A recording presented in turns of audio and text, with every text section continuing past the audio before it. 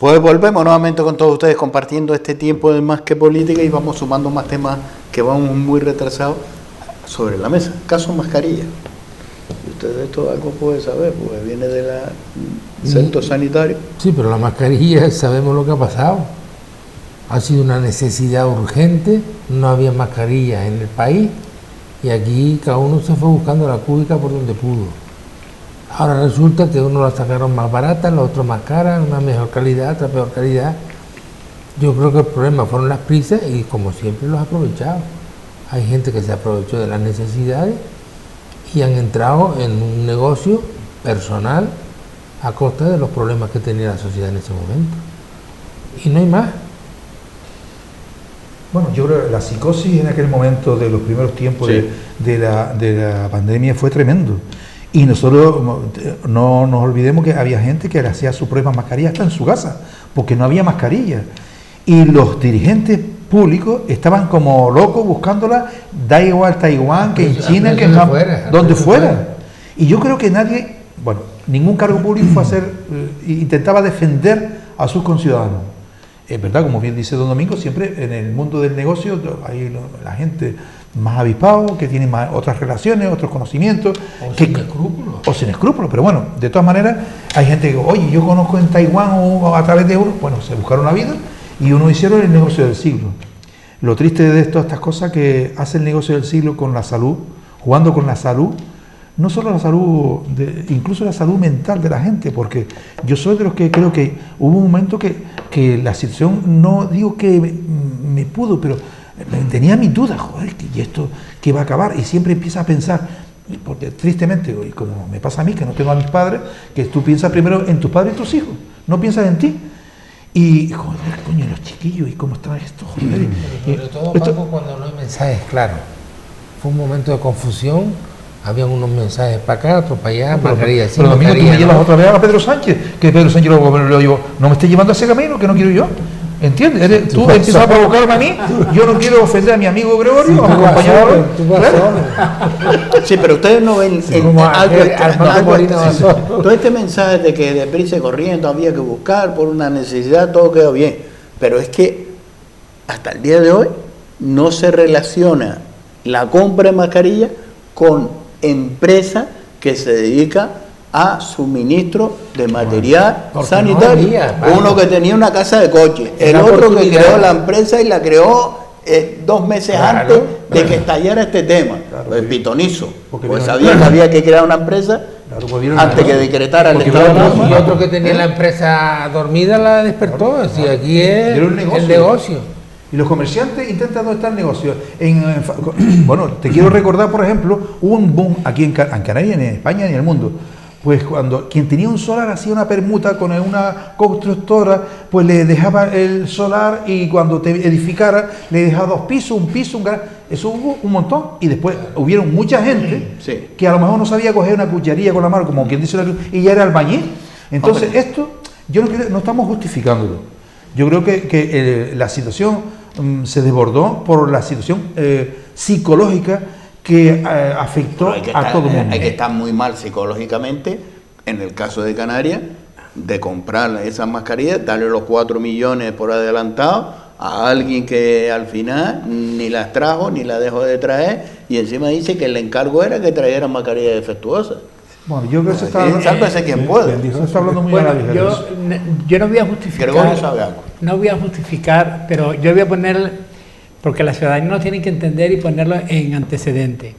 Nosotros teníamos de una ley de contrato sector público que se prestaba mucho a la manipulación, vamos a decirle corruptela, con respecto a los concursos públicos. Se modificó la ley y se modificó la ley de contrato sector público y se modificó porque Europa nos dijo que España, en ese sentido, la ley no la aplicaba como debía ser y se permitían muchísimas corruptelas y compra, amiguismo, toda la historia. Usted compraba una botella que superaba y que hacía, separaba el tapón, separaba la etiqueta y al final compraba el tapón por aquí, la botella por aquí y la etiqueta por aquí. Pero eso es ilegal, porque todo junto supera la ley de contrato. En definitiva, con esto quiere decir que cuando vino la pandemia y nadie sabía cómo era, digo poner antecedentes, se tuvo que modificar deprisa y corriendo y se hizo el sistema dinámico de contratación por excepcionalidad, que fue, aplicó la excepcionalidad con respecto a la contratación. También les quiero poner antecedente que uno de los primeros países que cerró todo su material para interior fue Alemania. Alemania cerró y brindó, no recuerdo los respiradores, el problema que tuvimos con los respiradores, que no había respiradores en el mundo y tenemos un problema en la UCI de mucha gente ingresada sin respiradores y tuvimos que recurrir, por ejemplo, un sistema a una empresa canaria, no es canaria, es sueca, pero que está aquí en Canarias, que vendían unas cosas para el agua, que eran unas mascarillas con una mascarilla que eran herméticas para submarinismo, toda la historia con un tubo. Pues eso se tuvo que hacer un sistema de regulación para luego conectarlo a una máquina para respirador y tal. Esa es esta historia. Nadie vendía si tú no le dabas el dinero, porque yo fui testigo en algún momento cómo de los servicios centrales del Servicio Canario de la Salud, el personal técnico tenía que contactar con los hospitales para ver qué proveedores tenían mascarillas. Ninguno. No tenía. Y lo que tenía te lo vendían, toda la historia. Y al final fuiste comprando algo, y llega un momento en que no hay nada. No hay nada porque es todo el mundo a la vez intentando comprar mascarillas. Y recuerden que todos los países recurrieron a China, fletaron aviones, el gobierno de España lo hizo. Se dejó de hacer fabricar mascarillas en España. Eso es ¿cómo se llama? La externalización o la deslocalización de las empresas nos llevó a todo eso. Entonces, ¿quién compraba? Los que tenían contacto con China, con Taiwán, con países asiáticos, que eran los que tenían esa historia, porque China no fabricó. Recuerden que China también cerró. Hay que ponerlo en contexto porque lo vamos olvidando. China también cerró. Recuerden que China cerró y lo que nos vendían eran los excedentes que tenían. Y les recuerdo que China cerró y para poder ponerse en marcha el ejército tuvo que intervenir en la fábrica para poder poner en marcha la maquinaria china para empezar a hacer mascarillas, porque tú miras todas las mascarillas, todas made in China. El 90% de las mascarillas mundial. Los demás países no fabricamos, España tampoco porque deslocalizamos toda esa historia. Esto hay que ponerlo en contexto. Luego nadie podía comprar si no le dabas el dinero. Y en una de las compras, el Servicio Canario, yo no me alegro de eso. No me alegro de emplear 4 millones para comprar porque luego nos dieron un gato por liebre.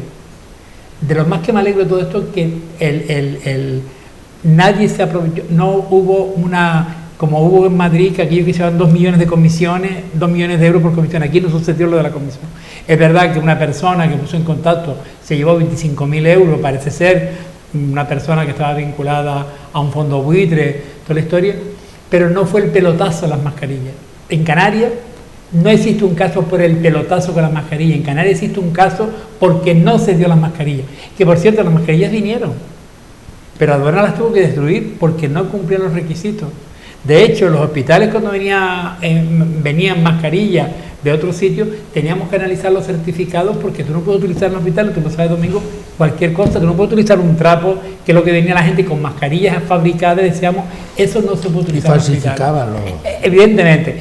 En ese contexto sucedió que Canarias pues compró también pues mascarillas y tuvo que dar el dinero, y esas mascarillas que vinieron mal, luego una empresa, ¿verdad?, que se dedica a venta de coches y se aprovechó, como decían bien ellos, aquí todo el mundo sacó su empresa a relucir, pero era más por la empresa, no era tanto por la empresa, sino por los contactos que tenían para poder hacer que viniesen de Asia, de cualquier país asiático viniese, como le ocurrió a Ayuso, el avión que nunca vino, ¿sabes? Esa cosa del avión que pidió, que nunca llegó con el material, ese tipo de cuestiones. Y ahí se aprovecharon muchísima gente. Ahí entra la miseria humana. Cuando llegamos a este tipo de cuestiones, entra la miseria humana y es como gente se aprovechó de la desgracia que les ocurría en el mundo para hacer su agosto. Muchísima gente se aprovechó. Sí, sobre todo porque hay vendieron mascarillas. Yo vi una mascarilla en el hospital que la gente mía que trabaja conmigo sabía que yo le llamaba las mascarillas de la vergüenza. Porque una cosa que te cueste esto y luego se elevaba multiplicado por 20. Eso era una vergüenza. Yo sabía que sucedía porque no había, pero era una vergüenza porque estamos hablando... Pero hay otro tema que es el que yo quería comentar, son las empresas cuando se registran y se legalizan, sí. Tiene que incluir en su estatuto, en su norma, a qué se dedican. Entonces hay empresas que ponen 20.000 cosas. El objeto, sí. Aunque se dedican a una en exclusiva, pero en un momento determinado, como es este, dice, yo vendo coches, tengo una empresa que está legalizada. Y soy importador. Y dice, claro, yo vendo automóviles, pero soy importador. Pero además ¿y qué importa? No importo. Claro. ¿Qué importo? No, Fernando. No, hombre, el tema es que, en fin, por muchas circunstancias estas excepcionales que hubieron, ¿no? Pero lo que está claro es que las administraciones públicas tenían que tener, cuando estás utilizando dinero público, ¿no? También ¿no? Un control, un cierto control. Y ese control, aunque es un poco disculpable, pero hay veces que se ha obrado con negligencia, porque incluso se ha visto que determinadas personas de la propia administración decían, oye, tengo la impresión de que nos han estafado. Entonces, claro, no has tenido todas las cautelas que deberías haber puesto ante estas situaciones, ¿no? Entonces, ahí han habido muchísima gente que en base a una no administración correcta de la gestión es la necesidad y la precipitación. Sí, pero bien, necesidad es el tiempo, Fernando. No, pero bueno, será, pero como hemos visto cosas que, en fin, en algunas circunstancias sí, pero en otras parecían muy claras, ¿no? Y el tema es que la justicia, de hecho ya me consta que está investigando, está analizando precisamente esos temas. Si hubo una gestión que es normal, ¿no? Una mala gestión, y si hubieron algunos temas de corruptela ahí, eso hay que analizarlo, ¿no? Y después efectivamente va a ser difícil de demostrar, creo yo. Que va a ser difícil de demostrar. Bueno, si yo te digo a ti que te lo vendo en tanto y tú dices que sí y me la compras, si yo después lo compro menos y me llevo una comisión. Sí, pero después sí, como hay gente por ahí que estuvo falsificando. Sí, claro. Ese es el rollo. Certificado. Certificación, sí. Claro, en fin. La falsificación y todo eso. Todo esto lo tiene que analizar la justicia, ¿no? Pero lo que estábamos diciendo, el tema de la contratación pública, antes estaba, que ustedes lo conocen, el contrato negociado sin publicidad, que lo suprimió la ley de contratos, la nueva ley de contratos públicos, que eso era un cachondeo. O sea, yo cogía a tres empresas controladas y se lo doy a claro, eso era una auténtica... Tú fraccionabas el pedido, y en vez de 6.000 pido 2, 2 y 2. Pues seguimos sumando temas. Me gustaría, teniendo un profesional de la medicina, de la ginecología, preguntarle qué opinión tiene sobre la nueva reforma de la ley del aborto. Bueno, yo creo que entramos una vez más en el populismo y en el querer modificar cosas que no son necesarias. Yo creo que la ley del aborto, que estaba en vigor y que se están interrumpiendo los embarazos, independientemente de lo que cada uno crea y de las creencias religiosas y morales, lo que está claro es que yo creo que se están haciendo, y además se están dando cifras enormes de 60.000 abortos al año y cosas así. Bueno, pues si hay 60.000 abortos, ¿qué se están haciendo? Lo que a mí me parece un disparate en estos momentos es el tema de los menores de edad. El que los padres no necesiten por lo menos enterarse. Es que tú vas a operar a una menor de una apendicitis y tienes que tener autorización paterna. Y para practicar un aborto, que es otra intervención quirúrgica, que normalmente, por suerte, en sitios adecuados no tiene problemas, pero a veces tiene complicaciones. Tienes hemorragias inconcebibles, tienes perforaciones de útero, tienes infecciones a pesar de estar en un centro hospitalario, y todas esas cosas, pues yo creo que un padre por lo menos debe de saberlo. Yo no digo ya que tenga consentimiento, pero por lo menos saberlo. Es decir, que hagamos las cosas, que tú estés en tu casa tan tranquilo y que te vengan y te digan, mire que su hija le perforaron el útero ayer haciéndole un aborto en un centro público oficial. Y no es porque haya querido el ginecólogo hacerlo, sino porque a veces se producen, son accidentes. Y estamos en medicina. Entonces yo creo que todas estas cosas, lo que me parece es totalmente improcedente. Pero además, lo que más me da es que va camuflada con otras cosas. Porque ya no es la ley del aborto, sino agregan otros temas, como es el tema de la menstruación dolorosa, la regla dolorosa. Hasta ahora una mujer que demuestra que tiene sus dolores, que la ve un especialista, que va a su médico y le da la baja, no ha tenido problemas. Decir ahora que lo financia al 100% el Estado los días que está de baja, vale. Que hay que demostrar que tiene ese dolor, porque después veremos los abusos. Y por otro lado, las mujeres que tienen patologías ginecológica que produce dolores menstruales, como es la endometriosis, está diagnosticada. Y cuando está diagnosticada, que yo sepa, no se le pone ningún pego para darle baja los días que tiene su regla, que tiene sus dolores que son incapacitantes. Por lo tanto, necesidades de modificación yo no las veo. Que estamos en un populismo, sí. Que ahora empezamos a financiarlo todo y tal, pues bien, ya veremos. Pero además hay otra cosa. No vamos a utilizar el aborto como un método anticonceptivo porque no lo es. Parece que se va a financiar la píldora del día siguiente, pero yo financiaría todos los anticonceptivos antes de empezar a practicar los abortos.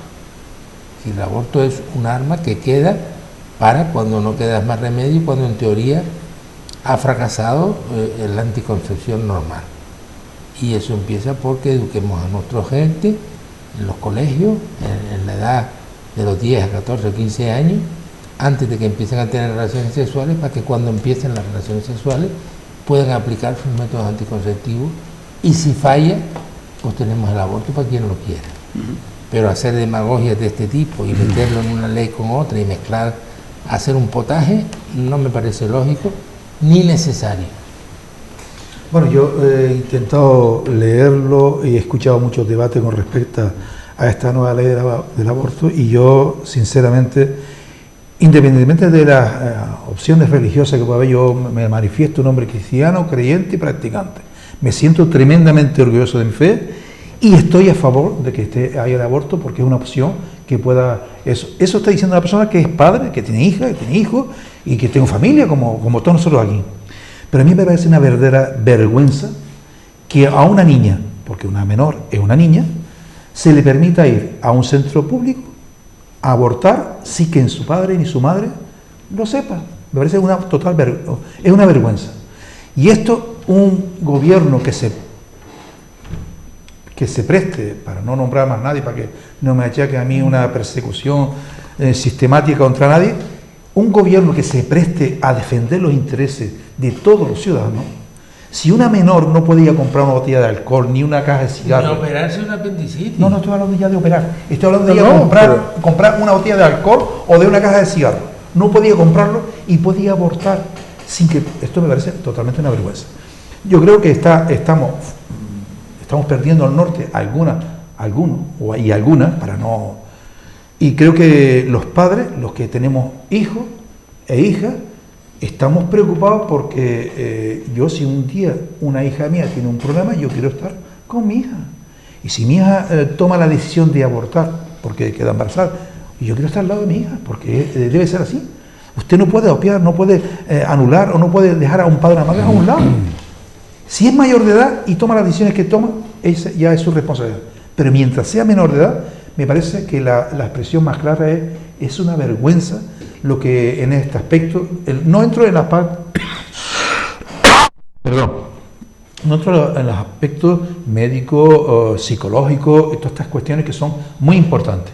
Yo me pongo en el papel de un padre que tengo la suerte de tener hija y que mañana, porque no podemos escupir para el cielo porque te cae en la cara. Entonces esta cosa, si ocurre y aquí estamos para afrontar los problemas que se den.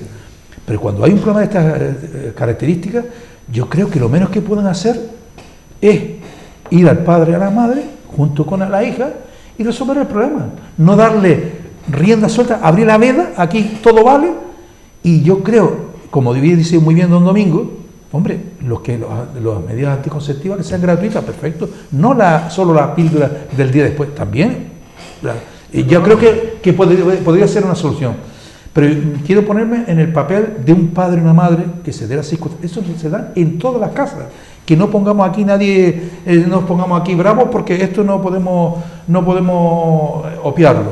Entonces, yo miro con mucha preocupación esta situación y yo espero que al menos la cordura en el aspecto ese de los menores de edad. Yo no entro en el otro aspecto porque para eso están los profesionales, está la gente más entendida en ese aspecto y no quiero yo, pero en la parte esa de los menores me preocupa enormemente.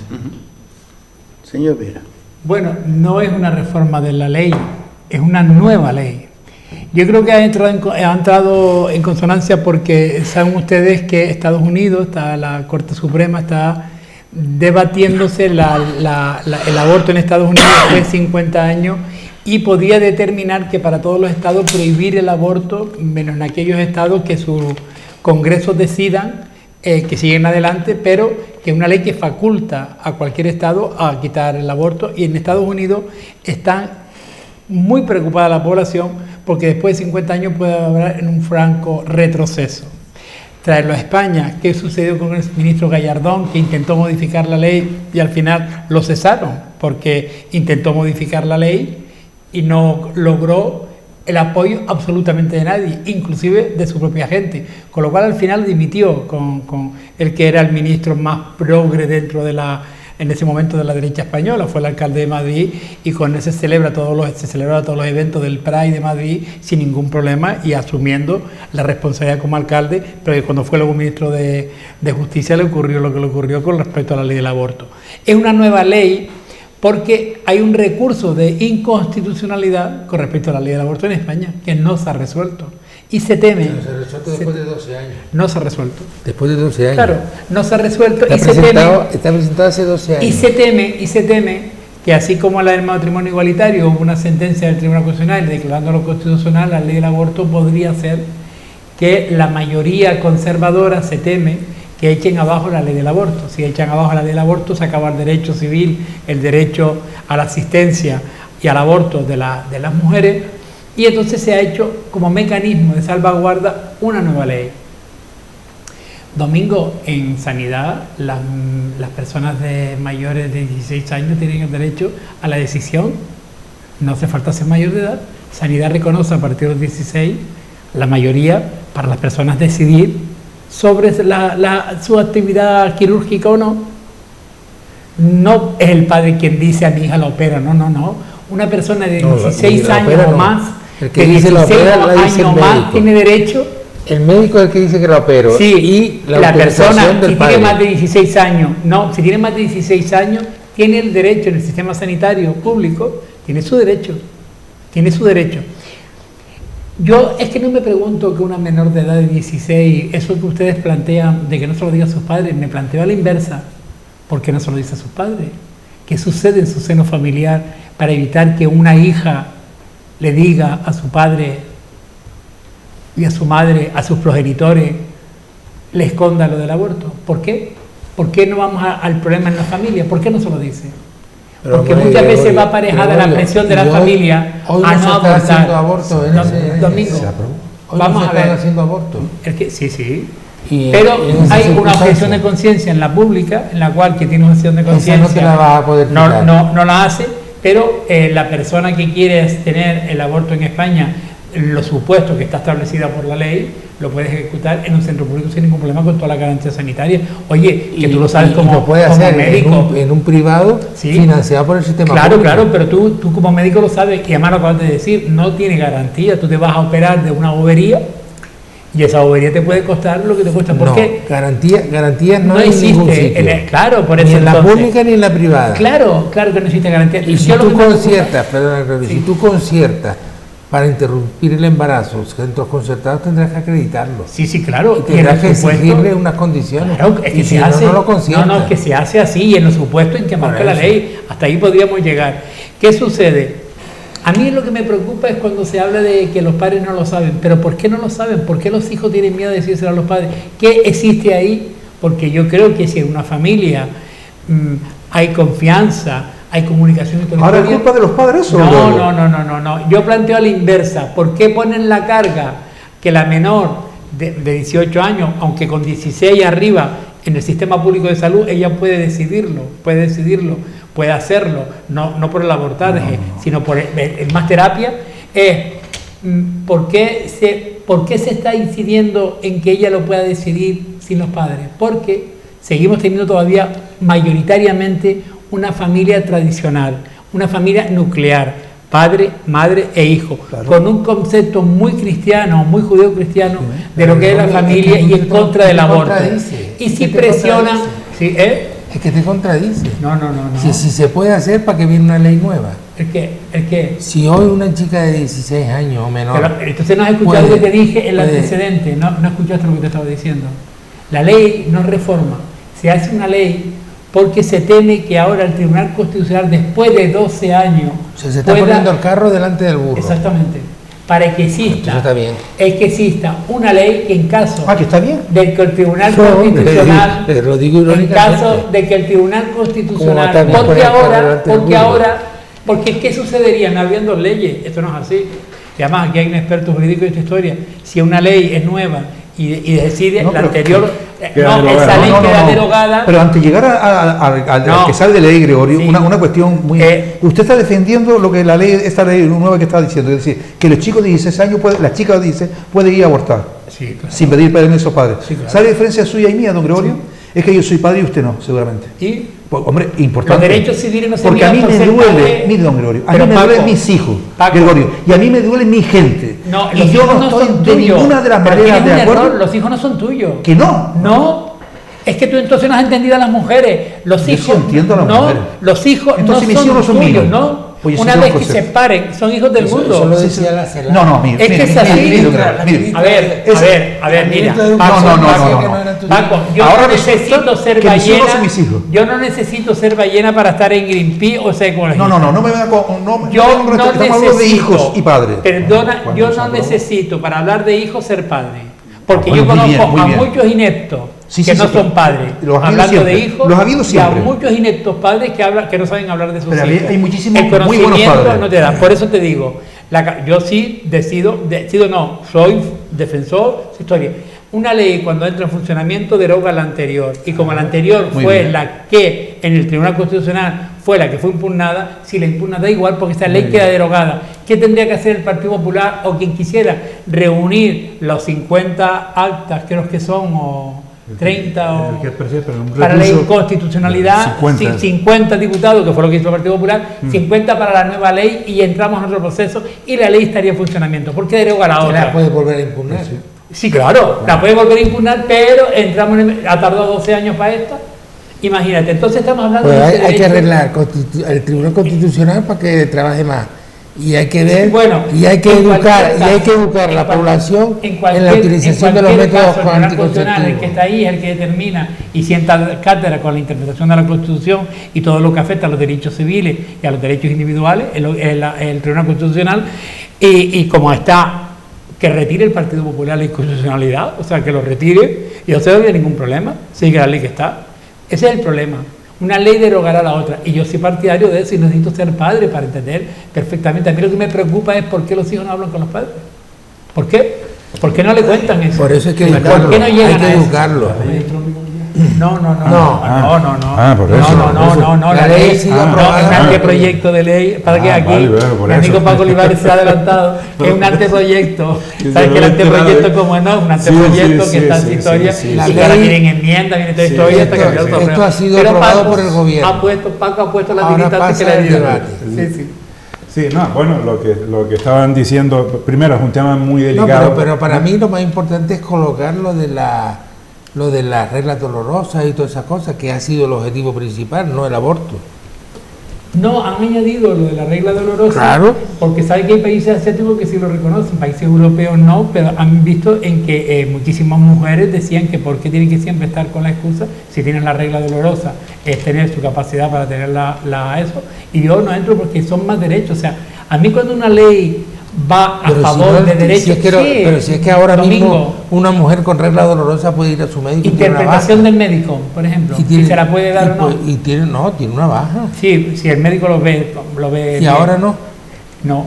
¿Ahora va al médico? No se la da. La regla es la regla, tiene la regla, como muchísimas mujeres que van a trabajar tienen la regla, pues muy fuerte. Pero ahora con la nueva ley no necesita que el médico dé la baja. Sí, la da la médico. ¿Se la dará ella, no? Claro, pero ella alega tu historia y puede recurrir a la decisión del médico. Ahora no, porque no la tiene. Está arreglada. Una cosa es que cuando se arregla, el problema es arreglarlo todo. Tú que eres jurista lo sabes. Un problema es cuando tú regulas todo, y regularlo todo a veces es complicado. Yo creo que son cosas que no son necesarias, que están funcionando bien. Fernando, ¿están cargados a ti? Y que es populismo. Al final vas a tener... Vamos a ver, entramos en populismo. Claro. En este proyecto de ley que todavía queda, porque queda un recorrido, además es una ley orgánica. y una ley orgánica tienes que tener una mayoría de 176 sobre la totalidad del proyecto, ir al Senado, volver, en fin, es un tema largo plazo. Indudablemente va por el camino que estaba diciendo Gregorio, con el objetivo de que pierda el objeto, el recurso de inconstitucionalidad presentado contra la ley del aborto en su momento. Es decir, al haber una ley... Bueno, en la ley, ahora está de moda, ¿sabes? Leyes escoba de meter todo lo que sea en determinadas leyes, ¿no? Pero bueno, está así. El problema es un tema muy, muy delicado, porque estás jugando con valores éticos, morales, estás hablando del derecho a la vida, el nascituro, la expectativa. No, tienes la objeción de conciencia. El médico lo tiene. Pero eso lo discute la ministra, porque lo he visto yo hoy, a ella hablando, de bueno, ya veremos si se obliga o no se obliga. Sí.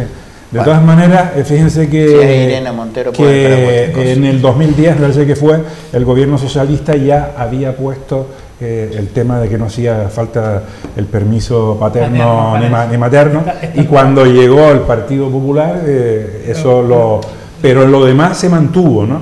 Yo creo que hay una especie de acuerdo de que la ley siga como estaba, ¿sabes? Y el único tema que entra en contradicción... Sí, es que está resolviendo el problema. Es decir, el problema es que, como el chiste del juez chino, ¿no? Que estaba con la mujer y le dice a la mujer, oye, uno les pone, ¿no? Un señor les pone una tesis, dice, oye, tiene usted razón, dice la mujer, contra, bien, ¿no? El otro, también tiene usted razón. Y dice la mujer, coño, pues si le ha dado la razón a los dos, dice, tú también tienes razón, ¿no? O sea, en base a ese chiste, ¿no? Que no se puede banalizar el tema es un tema delicado, porque lo que está diciendo Gregorio tiene también su función, es decir, eres menor de 16 años y si no tienes confianza en fin, para decirle a los padres, también, ¿no? Pero yo, como estoy en la órbita conservadora, ¿no? Me parece que estoy más en la línea de ellos, de que hay que consultárselo ¿no? Sí, debería consultarlo con los padres. Ahora, también entiendo de que hay padres que le dice y te mete una paliza pero el problema no, pero eso somos tú y yo. Pero hay padres y padres, ¿no? O lo obligan a tener la criatura. O lo obligan a tener la criatura. Yo sigo insistiendo en la educación de nuestros jóvenes y adolescentes. Y ahí es donde hay que meter cómo hay que utilizar los métodos anticonceptivos, hay que hablarles de sexualidad, hay que hablarles de todos estos temas, que estén preparados para que cuando se enfrenten a sus cosas tengan las cosas claras. Lo que no podemos decir es, no saben nada de anticonceptivos, les cuesta un pastón la que quiere tomar sus anticonceptivos, y como eso no lo hacemos, pues ahora, y como no habla con el padre, pues vamos a que aborte todo el mundo cuando quiera. Me parece muy bien a que quiera que aborte, pero... No aborta todo el mundo cuando quiera. Bueno, es abortar cuando tú lo decides. Cuando porque quieras. Es una decisión muy personal. Cuando quieras. Porque abortar no es una decisión baladí. Estamos hablando que a los 16 años a lo mejor no estamos preparados para tomar esas decisiones y necesita ayuda. Si los padres le hubiesen puesto una cosa, una urna así transparente con preservativo para decirle, vas a salir, sí, vas a tomar preservativo. Bueno, no incides en el sexo, lo que incide es la precaución. Pues es la prevención. Educa al padre y educa a los hijos. Sí. Yo creo que en estas cosas cada uno damos nuestra opinión. Fernando decía, no, lo que estamos en la órbita conservadora. Yo estoy en la órbita hoy de padre. Y me preocupa muchísimo esa situación. Yo confío en que mis hijos cuenten conmigo siempre y con la madre, porque tiene que ser así. Yo cuando veo a mi madre hablando con mi hija en un lugar allí en casa, eso me alegra mucho porque están cambiando y eso es importante porque ella le cuenta sus cosas, posiblemente con más confianza que conmigo. No porque la familia tradicional es así, porque eso ha sido siempre así y yo lo defiendo que sea así. Ahora cada uno, mi hija me puede contar de lo que sea. Cuando yo te digo, Gregorio, que tú eres no lo hago en plan ofensivo y te pido disculpas por ello. Mira, mi madre era una mujer que era mujer de campo, que sabía mucho por lo que vivió, decía una frase que dice, cuchillito que corte, cosita que duela. Quiero decirte con esto, cuando yo salto así y hablo de mis hijos, por mucho que tú quieras, que seguro que lo quieres, y por mucho que tú te quieras poner en ese papel de padre, que también lo hace, es algo que nos sale de dentro, ¿entiendes? Y me preocupa mucho, ya no solo mis padres, sino toda la familia en general. Ojalá, yo defiendo siempre que los hijos cuenten con los padres. Por muy mal que sea, por muy mal que estén las cosas, por muy mal que sea, nosotros los padres y las madres, los padres en general, padre y madre, nos pondremos al lado de ellos para resolver el problema, el que sea. Y me da una enorme tristeza que los hijos no hagan eso con sus padres. Es verdad que haberlo, haylo, pero lo había antes, lo hay ahora y lo habrá mañana. Con los pasos de los años creo que las cosas van habiendo más complicidad entre padres y madres y en la sociedad en general. Sol. Es que yo creo que, y además ustedes lo saben, que venimos también de una sociedad con conducta y comportamiento distintos, que hemos ido al trabajo mucho antes de lo que teníamos que haber ido, que ahora nuestros hijos van más tarde al trabajo por las circunstancias sociales que hay, y queremos siempre, yo siempre creo que los padres velan por la integridad, la seguridad y porque sus hijos sean felices. Sobre todo. Queremos lo mejor para ellos. Y sean felices, lo mejor de esto. Y yo creo que los padres, todo así, y ya digo todos los padres, todo. A mí las excepciones no me sirven, digo todos los padres. Que vengan después algunas cuestiones, vale, todos los padres. Si velamos por todo eso, por la seguridad, por la integridad de nuestros hijos, por la felicidad, en esa toma de decisiones, a mí me preocupa, por ejemplo, que no lo diga, que no diga porque es una situación personal. Que si le está haciendo daño porque quiere tomar esa decisión, los padres no pueden impedirle que la tome. ¿Me entiende? Que no le pueden convencer por sus criterios, por sus convicciones morales, por sus convicciones éticas, los padres no pueden frustrarle. Claro, por eso digo que la conversación y la comunicación en la familia es tan importante para evitar que alguien tome una decisión errónea en su vida. Me digo errónea porque para mal o para bien puede tomar una decisión de abortar o no abortar, que puede ser acertado o no acertado. Pero yo creo que esa decisión, y no nos podemos poner en el caso de las mujeres, en este caso para abortar, una decisión que toma, una decisión sola, en la cual se tiene que ver así, con esta incertidumbre, siendo joven, tiene que tener algo de luz. Pero la luz no puede ser presión. Pero ¿a quién le pedimos responsabilidad de cuando una niña de 16 años va a abortar porque la ley se lo permite? ¿Y a quién le pedimos responsabilidad de si las cosas salen bien o mal? ¿A quién? ¿A la niña o al médico? Porque al padre no, porque el padre no a nadie. No, es que ¿qué hemos hecho socialmente para llegar a esta situación? No, te estoy preguntando una cosa es que te estoy respondiendo. Es decir, una niña ¿qué mal lo hemos hecho en esta sociedad? No, una niña de 16 años va a abortar y sale mal la cosa. Sí. Sale mal, pues no todo sale bien. Sí. Vale. Sale mal, ¿a quién le pido yo responsabilidad? Pues si hay una negligencia médica, al médico. Y si hay una situación personal, a ella. No, vamos a ver. ¿Y si es un accidente? Claro, el problema está, tú lo sabes, Domingo, tú cuando te pones en manos de un especialista en cualquiera, te puede salir estupendamente, que casi siempre es así, pero puede haber circunstancias ajenas a todo el mundo. Un accidente. Una situación ajena a todo el mundo. ¿Qué haces en ese caso? ¿Cómo tú te sobrepones ante una situación de calamidad que ha sobrevenido en la cual no es culpable tu hija porque quiere abortar, no es culpable el médico porque son así, no eres tú el culpable?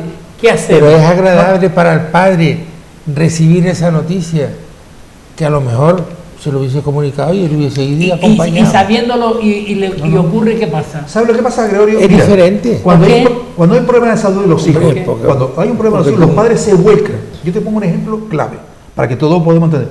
A mi hija, un médico le diagnostica que hay que operarla de las vegetaciones. Eso está a la orden del día. Vamos al médico al cirujano, y el cirujano dice, nos vemos en el quirófano. ¿Cómo que no vemos en el quirófano?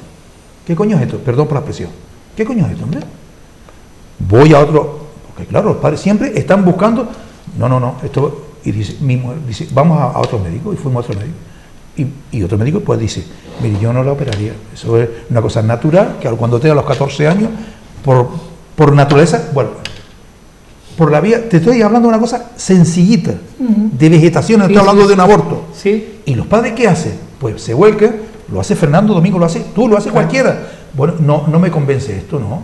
Y no estoy criticando al médico, que él creía que era... Pero yo como padre, o la madre, dice, no, esto a mí no me convence, voy a buscar una segunda opinión. Yo siempre de los que digo a mi gente, cuando tenemos que ir a un quirófano, yo busco una segunda o una tercera opinión. Pero ¿sabes qué pasa? Que aquí no estamos hablando sino de derechos. Sí, y cuando la ley te da derecho, tu capacidad para poder decidir es individual, personal. es única, es tu propia decisión. Nadie puede venir a tu derecho, a ti la ley te da un derecho y nadie puede venir a conculcar tu derecho porque es la ley, es quien te está otorgando ese derecho y es un derecho individual. Y cuando tú tomas esa decisión, lo que no se quiere es que nadie alrededor perturbe toda esa historia. Yo creo que cuando hay decisiones que se toman en familia y se toma a conciencia, la familia asume lo que ocurre. Cuando no se asume en familia porque la toma alguien, ¿qué ha ocurrido en ese entorno para que no se pueda tomar? En este tipo de cosas, Gregorio, sintiéndonos mucho en esto, aunque estemos hablando 3 días completos, Sí, ya no nos vamos a poner de acuerdo. Creo que 3 días no vamos a llegar porque ya el tiempo se nos ha ido volando y se nos han quedado 2 temas sobre la mesa que tendremos que retomarlo en el próximo debate, que es la judicialización de la política y sobre todo que estamos más cerca de las elecciones y estamos viendo que todavía se va a me gustaría también ese. Y otro de los temas que vamos a retomar en el próximo debate es la historia de Canarias, dentro o fuera de los centros escolares. Sí. Es el compromiso y será la asignatura, los deberes pendientes para la próxima. Don Domingo Madera, don Francisco Válido, don Gregorio Viera y don Fernando Toribio, gracias a los 4 por estar con nosotros y a ustedes un millón de gracias por ser fiel una noche más a esta casa y a este programa. El próximo miércoles volveremos nuevamente con todos ustedes. Muchas gracias por estar ahí.